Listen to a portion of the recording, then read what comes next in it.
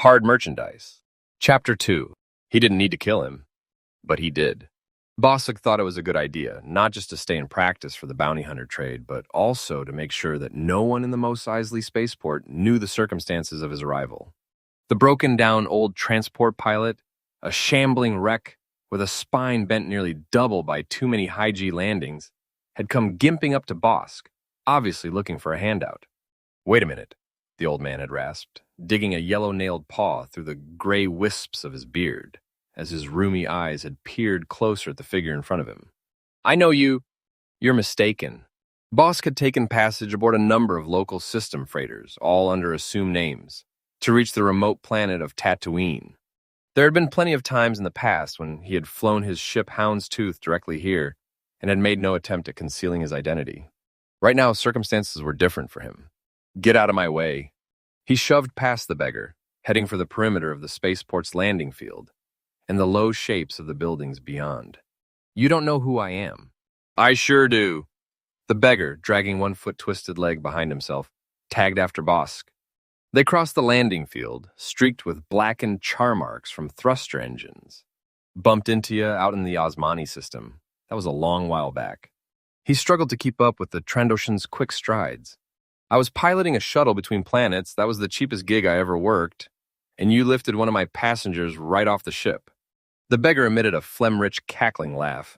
"Gave me a damn good excuse for blowing my schedule, it did. I owe you one." Bosk halted and turned on his clawed heel. From the corner of his eye, he spotted some of the other passengers that had disembarked with him, now glancing over in this direction as though wondering what the raised voices were all about. "You don't owe me anything," hissed Bosk, "except a little peace and quiet. Here." He dug into a belt pouch and pulled out a Desai credit coin, then flipped it into the dust beside the beggar's rag-shod feet. "Now you've made a profit on our little encounter. Take my advice as well," growled Bosk, "and try to keep it that way." The beggar scooped up at the coin and followed after Bosk. "But you're a bounty hunter, one of the big ones." "Top of the biz, or at least you were." That brought blood up into Bosk's slit-pupiled gaze. He could feel the muscles tightening underneath the scales of his shoulders. This time, when he stopped and turned around, he reached down and gathered up the front of the beggar's rags in his clenched fists and lifted the insolent creature up on tiptoe. He didn't care if anyone was watching. "What," he said quietly and ominously, "do you mean by that?" "No offense." A gap-toothed smile showed on the beggar's seamed humanoid face. "It's just that everybody in the galaxy knows what happened to the Bounty Hunters Guild. It's all gone, ain't it? Maybe there aren't any big-time bounty hunters left." The smile widened, like an overripe fruit splitting open in the heat of Tatooine's double suns. Except for one. Bosk knew which one the beggar meant. It didn't improve his temper to be reminded about Boba Fett. "You're pretty free with your little comments, aren't you?" Holding the beggar up close, he could smell the encrusted dirt and sweat on him. "Maybe you should be a little more careful. I'm no freer with them than anybody else in this dump." Dangling from Bosk's doubled fists, the beggar nodded toward the sun-baked hovels of Mos Eisley. "Everybody around here talks their heads off, however many they've got of them. Pretty gossipy bunch, if you ask me." "Did I?" Bosk felt the points of his claws meeting through the beggar's wadded rags. "You don't have to, pal, 'cause I'll tell you the way it is." The beggar appeared completely unafraid.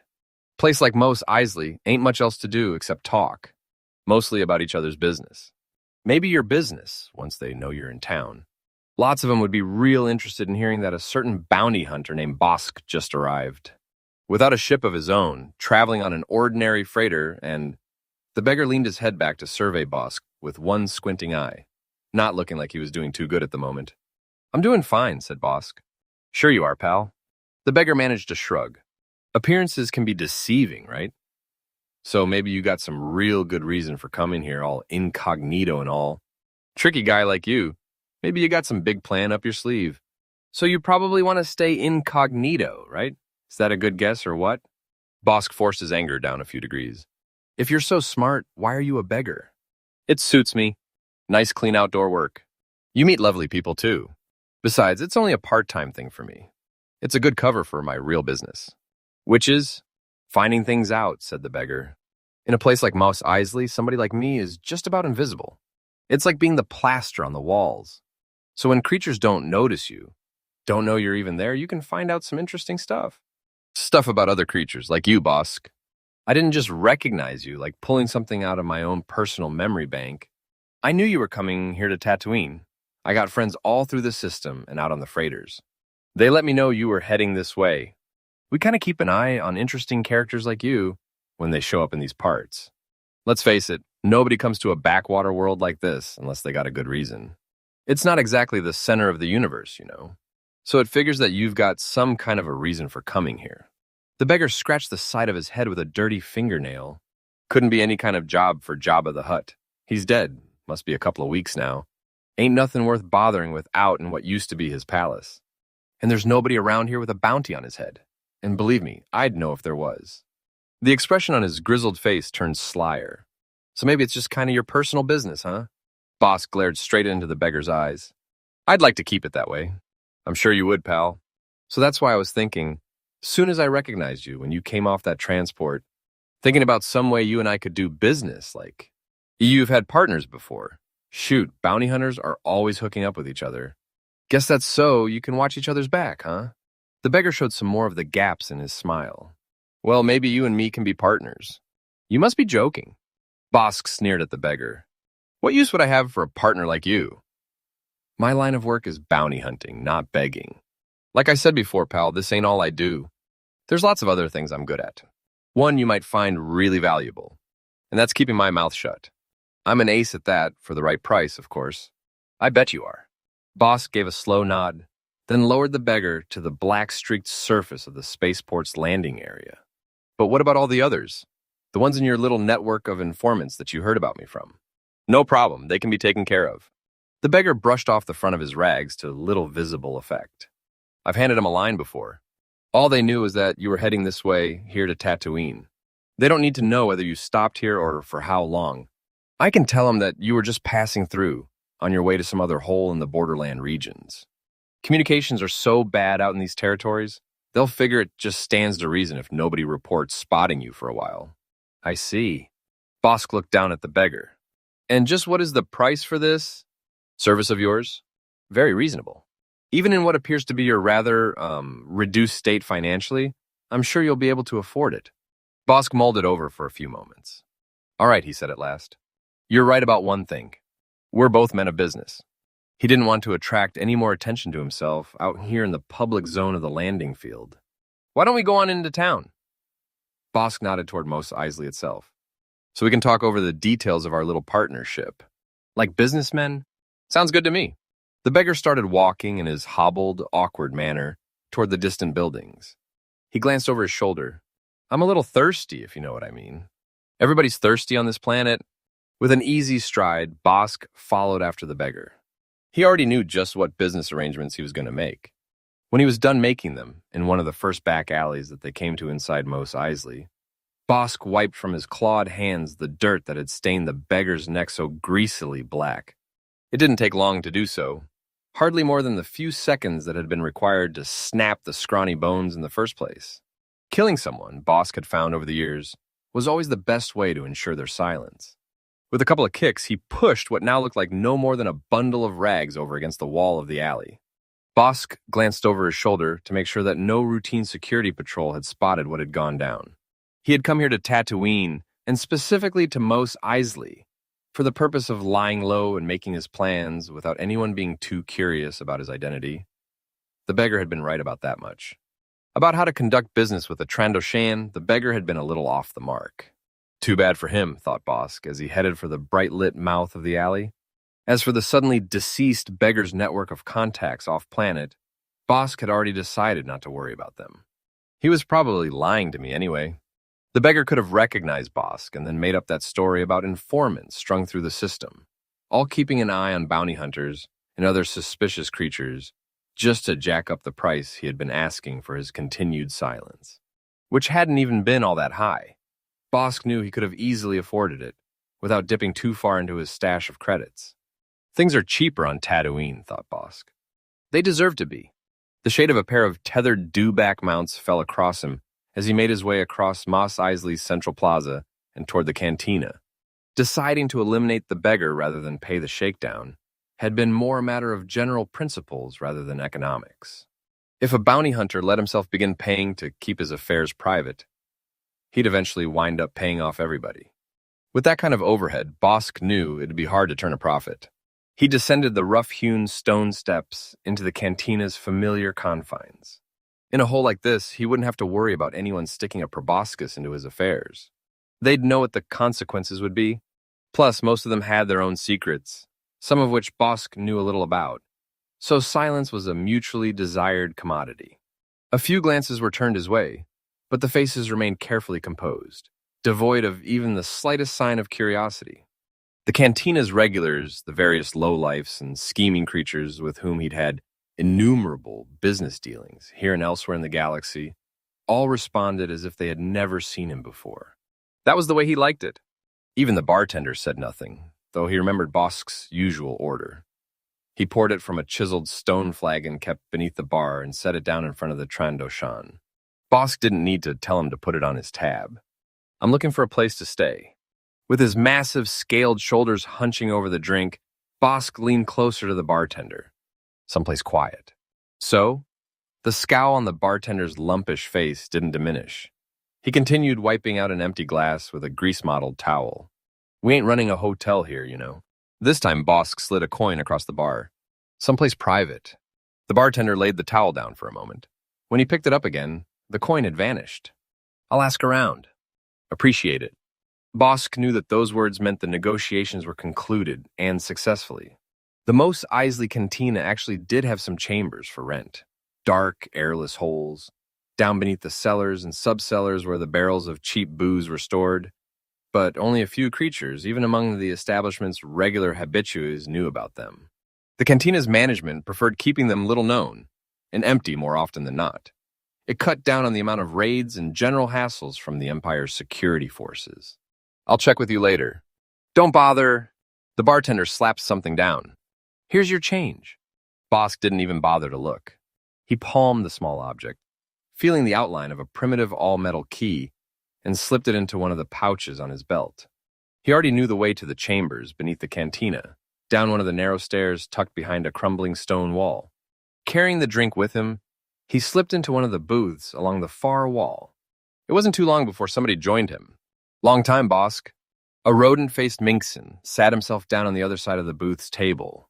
EOB Bimfeig's long-fingered hands, like collections of bones and coarse, spiky hairs, set out a multi-compartmented box with an assortment of stim-enhanced snuff powders. Good to see you. Fei's sharp-pointed nails dipped into the various powders, one after another, then to the elongated nostrils on the underside of his wetly shining snout. Heard you were dead. Or something. It would take a lot to kill me, Fei. Bosk sipped at the drink. You know that. Boba Fett is a lot. A lot of trouble. The Minxin shook his tapered head. Shouldn't take him on. Not if you're smart. I'm plenty smart enough for Fett, said Bosk sourly. I just haven't been lucky. Fei exploded into high-pitched laughter, a squealing gale that sent clouds of acrid snuff rising from the box on the table. Lucky, lucky, he slapped his narrow paws beside the box. Luck is for fools. Used to tell me that. You did. Then I've gotten even smarter than I was before. Bosk could feel the expression on his muzzle turn ugly and brooding. Now I know how important luck is. Boba Fett has luck. That's why every time I've encountered him, he's won. Luck? Fei shrugged. Little more than that. What I think? The awkward basic of the creature sitting across from Bosk irritated him. I don't care what you think, he growled. I've got plans of my own. Plus, I've got the odds on my side now. Figure that? How so? Simple. Bosk had had a long time to brood over the matter. Boba Fett's run of luck has gone on way too long. It's got to end. Maybe it's already ended. Then it'll be my turn. He nodded slowly, as though already tasting blood seeping between the fangs in his mouth. And it'll be payback time for Boba Fett. That produced another bout of snickering laughter from Fei. Long time coming. That payback. Not the only one, you. Bosk knew that was true enough. The breakup of the old Bounty Hunters Guild, for which Boba Fett had been largely responsible, had left a lot of creatures throughout the galaxy with a simmering hatred for Fett. He hit us all, right where it hurts. Bosk nodded again, even slower and with eyes narrowed. In our pockets. The old system, under the guild, had spread the wealth out, not evenly. Bosk's father, Kradosk, as head of the Bounty Hunters Guild, had always done better for himself than any of his followers. but well enough that no hunter went completely hungry. All that was changed now.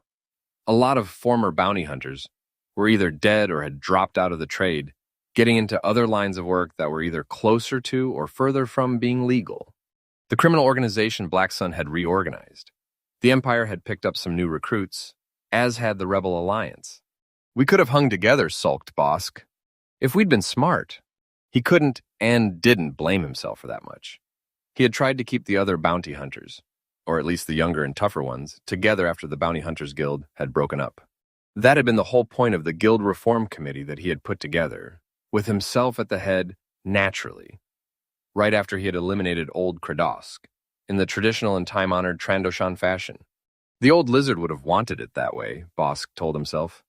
And if Kradosk hadn't, who cared? He was still just as dead and out of the way now. Smart, lucky, big ifs, said Fi. For you. For Boba Fett, not ifs.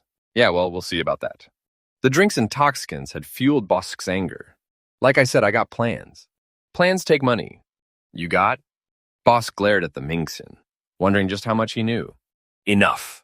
True? Fi gave a doubtful shrug. Not so heard around here. The murder of the beggar whose body Bosk had left in the alley at Mos Eisley's perimeter was starting to seem pointless, or at least pointless beyond the simple pleasure of snapping another creature's neck in his fists. It was beginning to seem that everybody in the spaceport had a line on his financial condition. You heard wrong then. Bosk decided to bluff it out.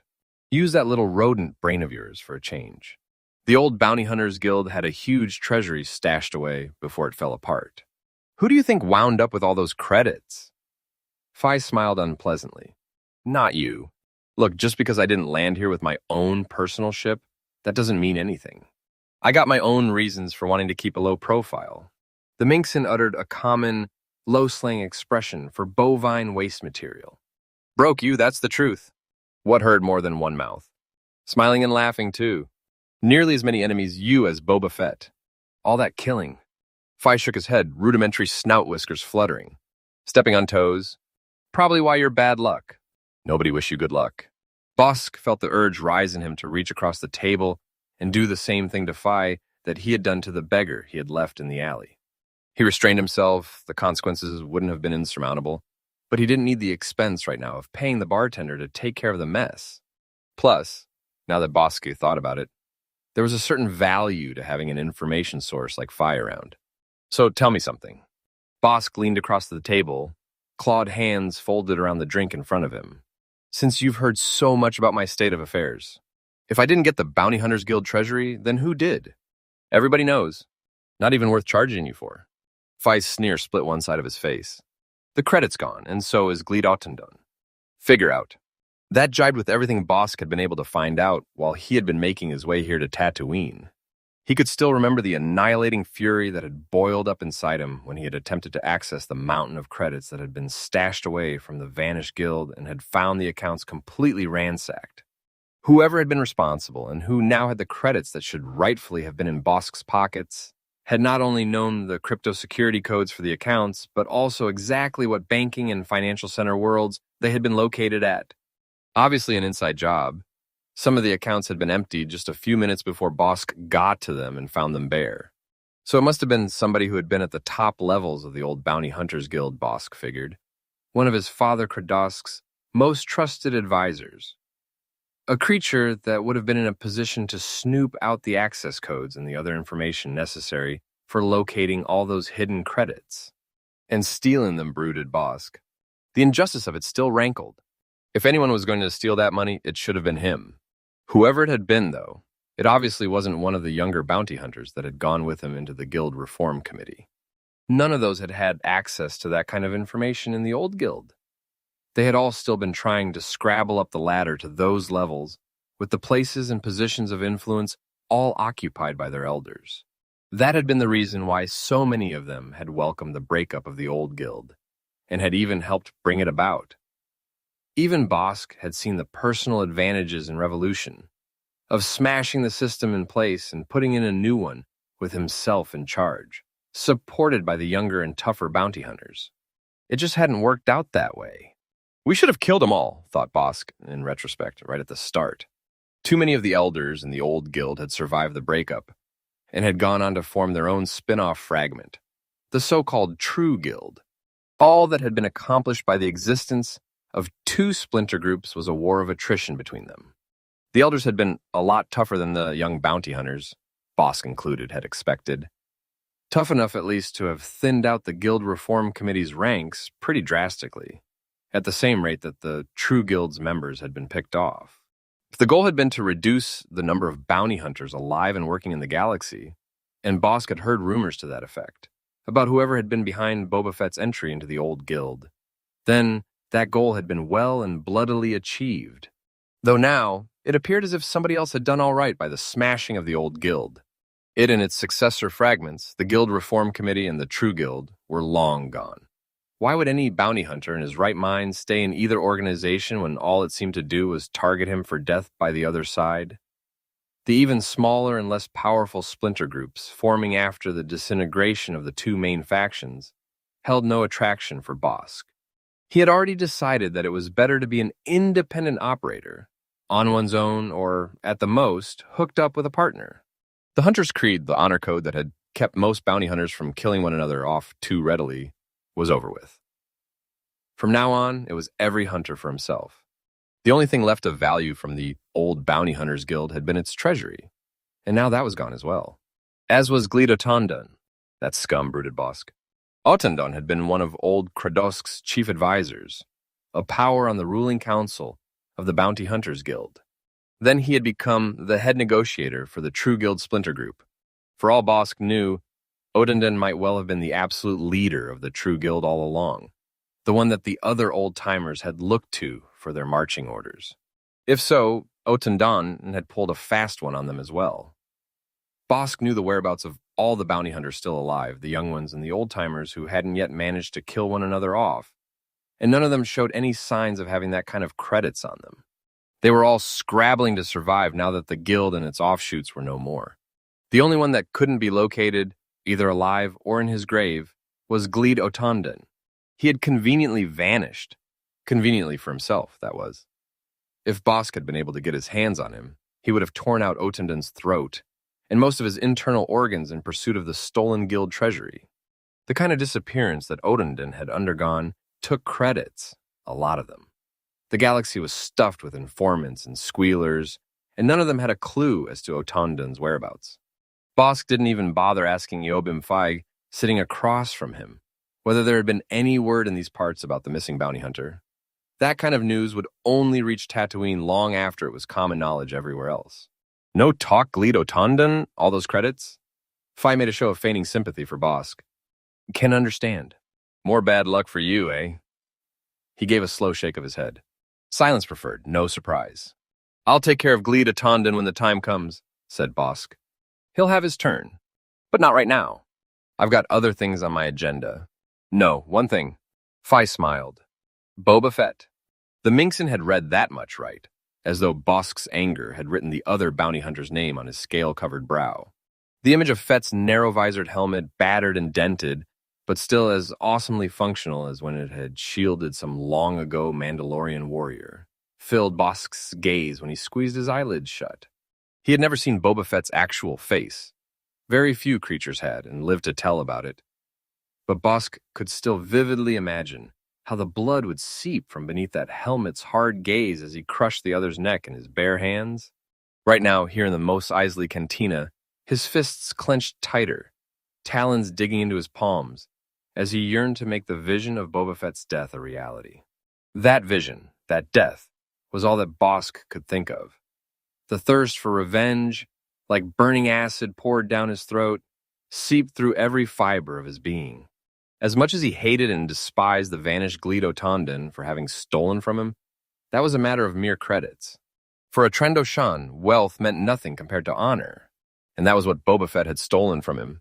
My reputation, said Bosk, ominous and quiet. That's what he took. Over and over and over. Reputation? Yours? Another gale of squealing laughter came from Feig. Such doesn't exist. Not anymore. Zero on any scale, what creatures think of you. A galling realization broke over Bosk. He's not afraid of me. He looked across the table at the Ming Xin with something like horror. That was how much his own reputation had diminished. That was the ultimate consequence of his continuing series of defeats at the hands of Boba Fett. A scurrying sentient rodent such as Eobim Phi could laugh at him without apparent fear. The humiliation of that fact was like a flood of ice water dumped on the fires of his anger. And more than humiliation, if fear hadn't shown itself in the creature sitting across from him in the booth, its dark flower now rose inside himself. How can I survive? For a moment, that thought blotted out all others in Bosk's mind. He had his own list, one that he had never before paid much attention to, of creatures in the galaxy that had reason to hold a grudge against him. In his own bounty hunter career, back when the guild had still been in existence, he had bought his personal triumphs at the cost of stepping on a lot of other hunters' toes, stealing hard merchandise out from under their noses, and handing out other humiliations, just as if none of the others would ever have a chance of retribution at him. That list was probably as long as Boba Fett's, perhaps longer, considering that more of them were still alive. Creatures who wound up running afoul of Boba Fett also had a way of winding up dead, their grievances buried with them. The other difference between his list of enemies and Boba Fett's was that only a few, and those the most foolhardy ones, would take a shot at getting satisfaction from Fett. Better to sit on one's grudges rather than give Boba Fett any more reasons for eliminating someone else from the universe of the living. If Bosk had still been in any way rational on the subject of the long-hated Boba Fett, that would have been the advice he'd have given to himself. The same kind of warning no longer held for any of Bosk's own enemies, especially now that it had been demonstrated to the entire galaxy over and over that he could be bested in a confrontation. Any other bounty hunter who might have previously had second thoughts about settling accounts with Bosk would now be having third thoughts about the matter and deciding to act on them. If Bosk hadn't had a good reason for keeping a low profile before, that one would do for now. When creatures think zero, continued Phi, chances of death high. For you. One corner of Bosk's muzzle lifted in a snarl. Tell me something I don't know. Phi stroked the stiff whiskers of his pointed snout. So not matter of mere emotion, your grudge against Boba Fett.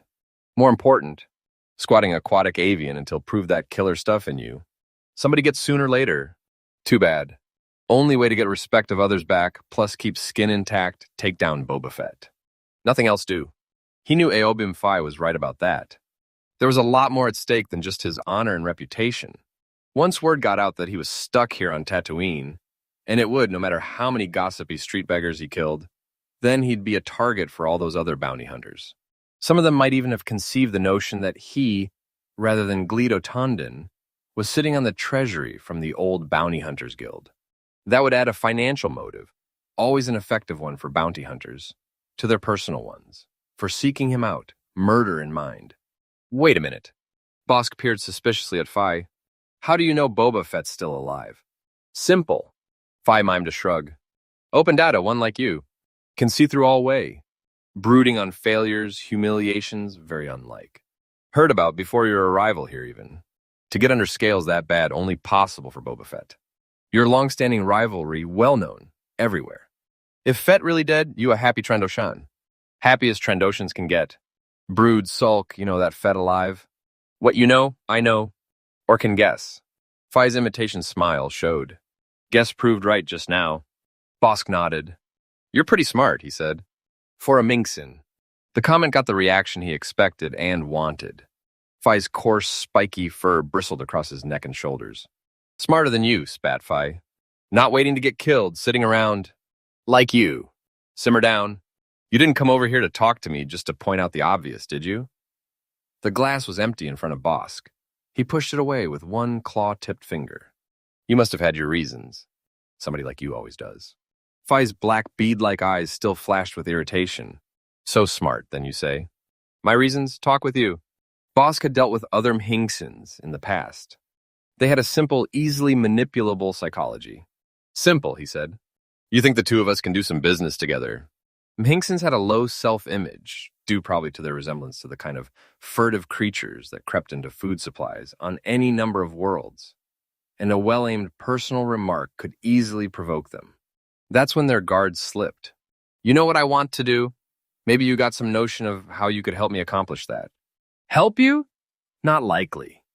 Phi thrust his tapering snout forward. His long, hairy, and knobby hands flattened themselves against the table. Want to track down Boba Fett? Get name back. Do it on your own. Got information that could help, but give to you, think again? Come on, Fi. Nobody gives anybody anything, not in this galaxy. But now that we've established that you've got something to sell, we can talk about price. Sell? Fi drew back, eyeing Bosk warily. What would be? Information, obviously. You don't have to play around with me. You must have something on Boba Fett.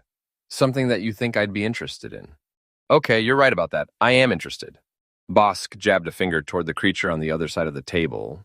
I was interested even before you came around, trying to get the price jacked by getting me all worked up about Fett. So let's deal. Deal. Price. Sell. Fi shook his head. All need something else, if happen. What's that? Credits, Fi said bluntly. Your credits. Got. I've got enough. Bosk shrugged. For the time being. Said before. Doesn't look like it. It was Bosk's turn to grow irritated. Appearances can be deceiving. Very. Fi had recovered enough of his composure to show his unpleasant smile again. But have to be credits up front. Pay as you go. Not running a tab, not with me. Fi nodded toward the bartender at the other side of the cantina. Stiff that fool you want. Here, business. Business was all that mattered. Bosk had already made some decisions along that line. It wasn't just a matter of his own personal priorities, his thirst for revenge against Boba Fett, that had led him to put off going after Gleedo Tondon and the pilfered treasury of the old Bounty Hunters Guild. He was caught in a double-bind situation. As useful as all those credits would be, there was more than enough to buy a new ship and completely outfit it with all the necessary weaponry for hunting down and eliminating Fett. His chances of successfully tracking down Otondon were virtually nil, as long as his own reputation was so badly impaired, with every other bounty hunter with a grievance against him in the way. Well, it was a better idea, with the limited resources at his disposal, to reestablish his reputation by settling his own grudge against Boba Fett. That would make him a feared individual once more in the galaxy-wide community of bounty hunters. And he would have a free hand in going after the stolen property that should rightfully have been his all along. All right, said Bosk. Business it is. Pay as we go. He leaned across the table, bringing his hard, unsmiling gaze close to Fi. What have you got for me? Very valuable. Fi didn't flinch. Location of Boba Fett. Where at? Now. Bosk was impressed. You got that? No, but can get. Unimpressed now, Bosk sat back, his spine against the booth's padding. Let me know when you do. Then you get paid. Don't worry. Fi slid out of the booth. You see me again? Bosk watched the Hinkson work his way through the crowd that had started to fill up the cantina. Then Fi was gone, up the stairs to the surface and the streets of Mos Eisley, where presumably such marketable information could be found. He hoped that Fi did come back with the info. That was something he wouldn't mind paying for, no matter how slim his finances were at the moment. You can't hit a target, he told himself, if you don't know where it is. All the time he had been traveling toward Tatooine, he had made attempts to discern Boba Fett's whereabouts. That had been a big part of Bosk's reasons for coming to the planet on which Boba Fett had last been spotted, taking off from the Dune Sea with another bounty hunter named Dengar, and some dancing girl who had managed to escape from Jabba the Hutt's palace. Bosk didn't even know her name, or why Fett would have had enough interest in her welfare to have kept her around. But those two had been with Fett when another low point in the continuing litany of Bosk's humiliations at his hands had occurred. With another one of his underhanded psychological ploys, Boba Fett had managed to chase Bosk out of his own ship, the Hound's Tooth, and once more into an emergency escape pod, hurtling away from what Bosk had thought was certain destruction, but which had turned out to be only a dud autonomic bomb. It was a good bet that Boba Fett was still in possession of the Hound's Tooth. Fett's own ship, Slave One, had been found abandoned by a Rebel Alliance patrol squad. Along with Dengar and the female, Boba Fett must have transferred over to the Hound and piloted it toward some unknown destination. Which makes, Bosk thought grimly, one more thing he's stolen from me. Bosk's reputation and his ship. Boba Fett had a lot to answer for, and Bosk had already vowed that he would. That kind of payback could only be made in one kind of coin. Death. The taste of blood in Bosk's jaws would not just be imagined then. Soon it would be real. He sat brooding for a while longer, hunched forward at the table, the empty glass in front of his claws. Brooding and wondering where Boba Fett was right now. He was already impatient for Eobim Fai to return with that information. Probably taking it easy somewhere, Bosk thought bitterly. The Houndstooth was a good ship, well appointed in the best of Trandoshan taste. Not just an efficient hunting craft, but one with a minimal but necessary degree of comfort for its rightful owner. Thinking of Boba Fett lounging about in the Hound's comforts infuriated him even more. He's there, seethed Bosk, and I'm stuck here. His claws closed into fists, aching for a throat to break inside them. There was no justice in the galaxy. While he scrabbled for a place to lie low, on a backwater hole like Tatooine, Boba Fett was safe in the peace and tranquility of interstellar space. Far from harm, no justice at all.